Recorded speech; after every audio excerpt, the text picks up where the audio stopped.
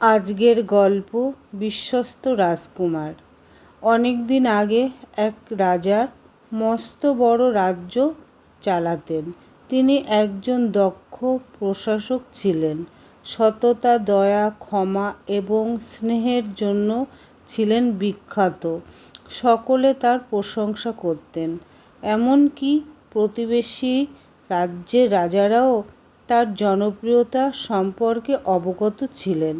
একদিন পার্শ্ববর্তী রাজ্যের এক রাজকুমার তার সঙ্গে দেখা করতে এলেন। তিনি বললেন, আমি পাশের রাজ্য থেকে এসেছি।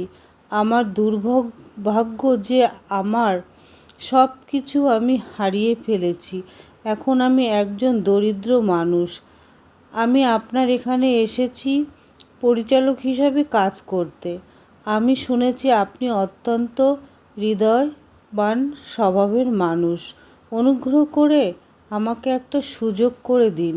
আমি আপ্রাণ চেষ্টা করব আপনাকে প্রতিষ্ঠিত করার। রাজা বললেন, তোমার কি হয়েছে? তুমি কেন এখানে এসেছো?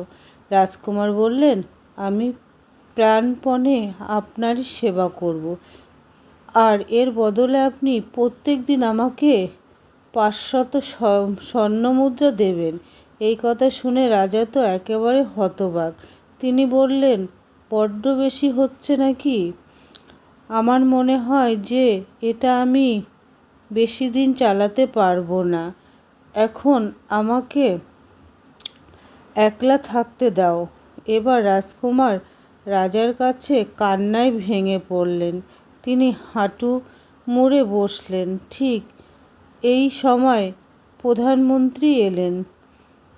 ঠিক আছে, আমি তোমার প্রস্তাব মেনে নেব, তবে কিছুদিন তোমাকে স্বর্ণমুদ্রা দেব। দেখব তুমি কি কাজ করছো। যদি দেখি তোমার কাজে গাফিলতি হচ্ছে, তাহলে আর তোমাকে ওই স্বর্ণমুদ্রা দেব না। রাজার এই প্রস্তাব মেনে নিলেন। ওই রাজকুমারকে একটা সুযোগ দেওয়া হলো। রাজকুমার আবার নতজানু হয়ে প্রণাম করলেন। তিনি ভাবলেন, আমার ভাগ্য বোধহয় খুলে গেল। রাজা তার চাকরদের আদেশ করলেন ওই রাজকুমার কি করে তা দেখার জন্য। সন্ধ্যাবেলা চাকররা এসে রাজাকে বললেন, আমরা লুকিয়ে থেকে রাজকুমারের উপর নজর রেখেছিলাম। দেখলাম সে একটা ছোট্ট বাড়ি কিনেছে। সেখানে পরিবার নিয়ে বসবাস করছে। শুধু তাই নয়, টাকা দিয়েছে মন্দিরে। রাস্তার ধারে বসে থাকা মানুষগুলোও কিছু টাকা দিয়েছে। নিজের জন্য মাত্র একটা রেখেছে। রাজকুমার রোজ ওইভাবেই সোনার টাকা ব্যয় করতেন। রাজা এই কথা শুনে খুবই খুশি হলেন।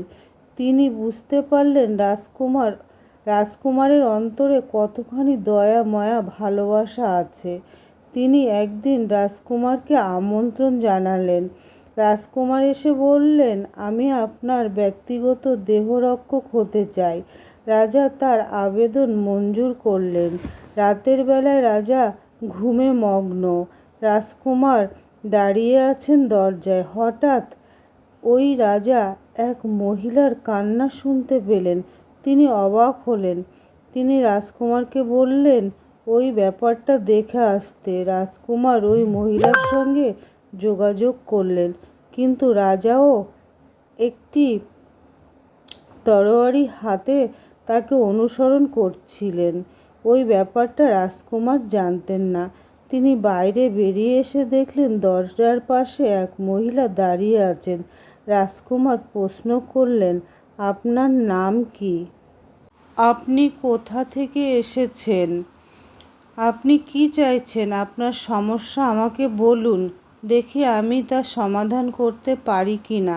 মহিলা বললেন, আমি লক্ষ্মী। আমি হলাম সৌভাগ্য দেবতা। আমি দীর্ঘদিন ধরে এই রাজত্বে বসবাস করতাম, কিন্তু এখন আমাকে এই রাজ্য ছেড়ে চলে যেতে হবে। অথচ আমি যেতে চাইছি না। রাজকুমার জানতে চাইলেন, আমাকে সব কিছু খুলে বলুন, দেখি আমি আপনার পথ আটকাতে পারি কি না।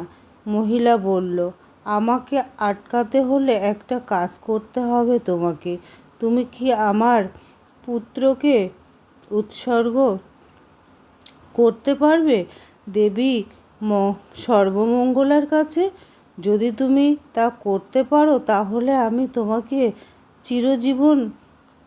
চিরজীবন বসবাস করব। এই কথা বলার সঙ্গে সঙ্গে মহিলা চোখের সামনে থেকে অদৃশ্য হয়ে গেলেন। রাজকুমার ভাবলেন, আমি আমার সন্তানকে উপহার দেব, এটাই হবে আমার বড় দক্ষিণা।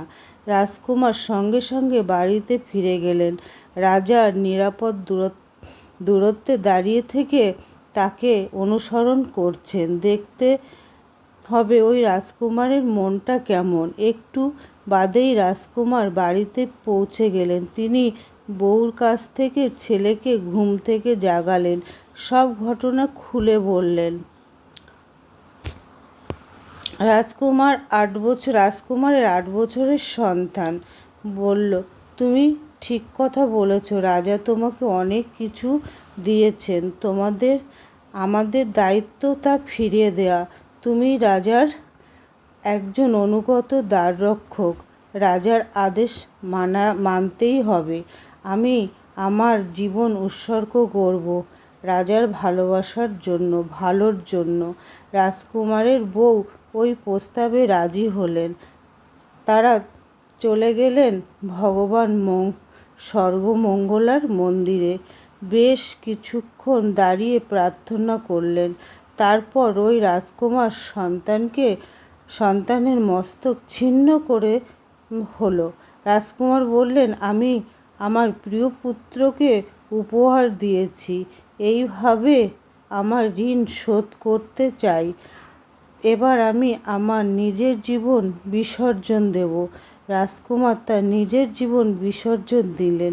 তা দেখে তার স্ত্রী একই পথ অনুসরণ করলেন। তারা তিনজনই সর্বমঙ্গলার পায়ের তলায় পড়ে থাকলেন। রাজা ছিলেন ওই ঘটনার দর্শক। তিনি মন্দির থেকে বেরিয়ে এলেন। তারপর বললেন, হে ঈশ্বর, আমি এমন বিশ্বস্ত অনুচর চেয়েছিলাম যে আমার জন্য এবং আমার বিশাল সাম্রাজ্যের জন্য সারা জীবন বলিদান করবে। রাজা আরও বললেন, সত্যি রাজকুমার অত্যন্ত পবিত্র। সে অনায়াসে সর্বমঙ্গলার কাছে সব কিছু উৎসর্গ করলেন।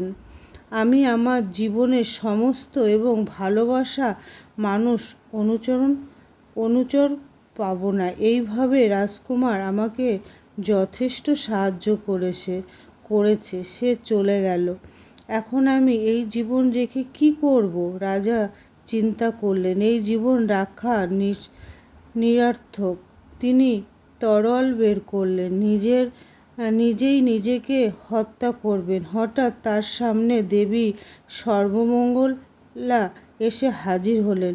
তিনি বললেন, বৎস, এখনো এমন কাজ করো না। আমি তোমার সততা এবং দয়া সম্পর্কে সব কিছু জানি। এমনকি তোমার পরিচারকরা পর্যন্ত অত্যন্ত ভালো স্বভাবের মানুষ। আমি এখনই চাইব না তুমি নিজের জীবন উৎসর্গ করো, কারণ প্রজারা তোমাকে খুব ভালোবাসে ও শ্রদ্ধা করে। আমি তোমার আবেগ এবং প্রজার অনুরাগ দেখে খুশি হয়েছি। আমি রাজকুমারের জীবন ফিরিয়ে দেব, তার বউ এবং ছেলেকেও বাঁচিয়ে দেব। এই কথা বলার সঙ্গে সঙ্গে দেবী সর্বমঙ্গলার সামনে থেকে অদৃশ্য হয়ে গেলেন। একটু বাদে রাজকুমার এবং তার বউ আর ছেলে জীবন ফিরে পেলেন। রাজা তার রাজকুমারকে স্বীকৃতি দিলেন।